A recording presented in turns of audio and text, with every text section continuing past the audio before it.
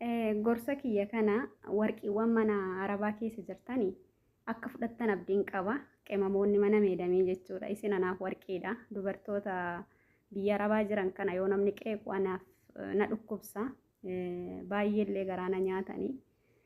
Rakkoo isaan keessa jiranii miidhama isaan keessa jiran isaanii fi rabbiin malee namni isaaniif beekuu danda'u tokkollee hin jiru. Kanaaf maal jechuu barbaade waan na mudatetu jiraana. Waan ana mudate kan akka isin mudatu barbaadu. Warra immoo akkuma kiyya kana isin mudatee argitanii raattanii ammoo deebitanii akka isin hin mudanne barumsa isiniif haa ta'u. Walumaan beektanii namoonni beejii kiyya kana yeroo dheeraadhaan nama 57 oltu na jala jirtanii. Bara dheeraadhaan na hordoftanii gizeen saba kiyyaafis akka sagalee ta'u san jechuudha.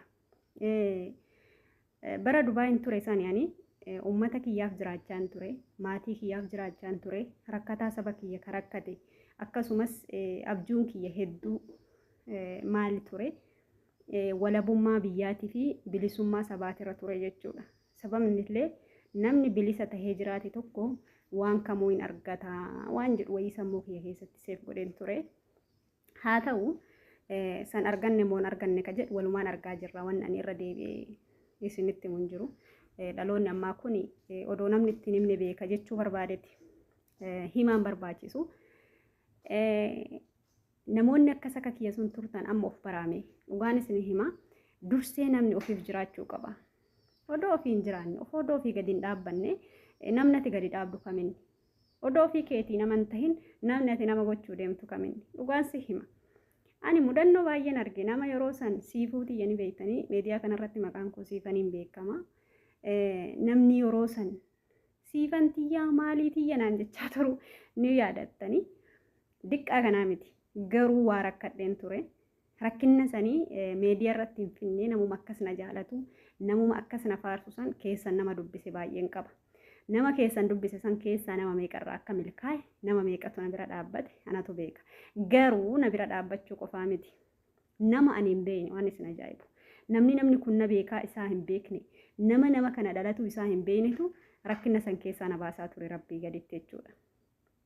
Nama ani beeku nama abdadhu namni kun nama kiyya jedhee namni kun nama na jaalatu hiriyyaa gizee rakkooti jedhee wajjin taphadhee kolfee bal'innaaf rakkina kiyya wajjin haasayaa ture suni duwida natti garagale. Kanaaf maaf jedha ijoolleen miidiyaa kana fayyadamtan ijoolleen keessattuu namni hordofaa hedduu qabu.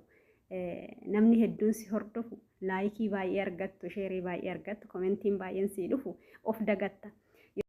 Yeroo sanitti ani hordofaa baay'een qabaa, dhageettii baay'ee qaba, namni hedduu na jaalatadhee ture. Kanaaf akka sanitti hin dagamina. Namni si waliin jiru rabbii guddaa nu ol jiru kana tokkicha qofa kabaa hunda uume harkaa qabu kana sii galamiti.